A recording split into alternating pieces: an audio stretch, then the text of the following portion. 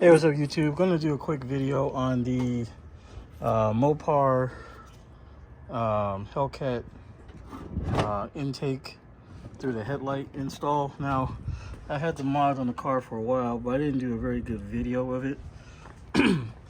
And I just had to replace my coolant reservoir. So I figured since I had to take this airbox out, I'll show you a little closer on what it looks like and how to install this. So this is the Hellcat airbox. This comes with the shaker package, up to 392 shaker. So the part that I bought was this part here. I got it on Amazon for about 50 bucks. What it does, it attaches to your airbox using 4 of these. Like, they come with the kit, so it's like 4 screws or push tabs. You push them in and they lock in place, and it kind of seals itself to the airbox. And then this end goes to the headlight here. So just like on the Hellcat, you draw more air through here, and it gets funneled directly into the airbox. Basically, the kit comes with 4 of these screws or push tabs, and it comes with this. Pretty straightforward. You push this on, and then you install the 4 tabs. This is what it looks like on the inside of the airbox. And basically, you're gonna have to disconnect the airbox from the intake manifold. And there's one bolt holding the airbox on, and that bolt right here, it's a 6mm bolt. And you got that intake tube as well to unclamp from here. It's gonna go right here, this guy here. And then you're gonna disconnect the air filter, which has a hose here to the air filter. You gotta disconnect that, and this is the other clamp you're going to take off. Those are all 6mm. You just put your drill on there and undo it, and basically the airbox just sits in here. But yeah, so I had to replace my coolant tank.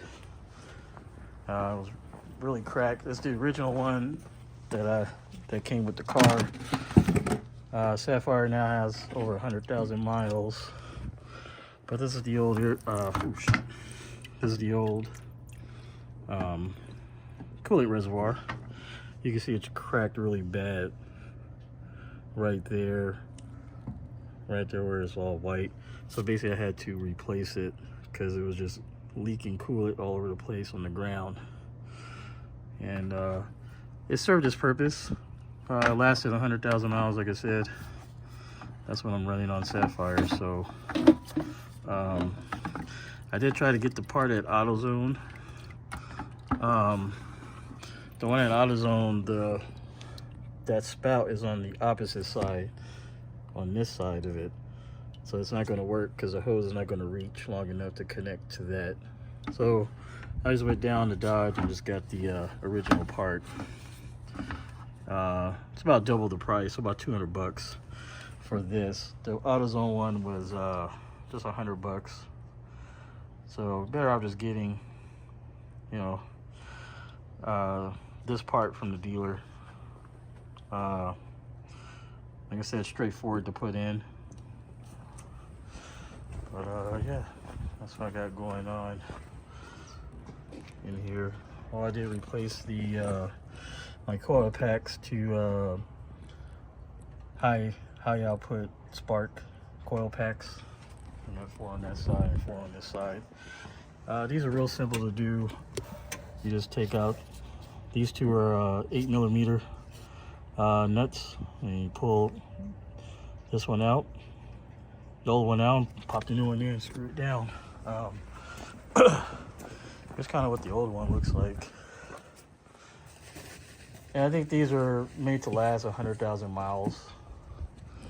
But this is basically the original ones to the car when I bought it.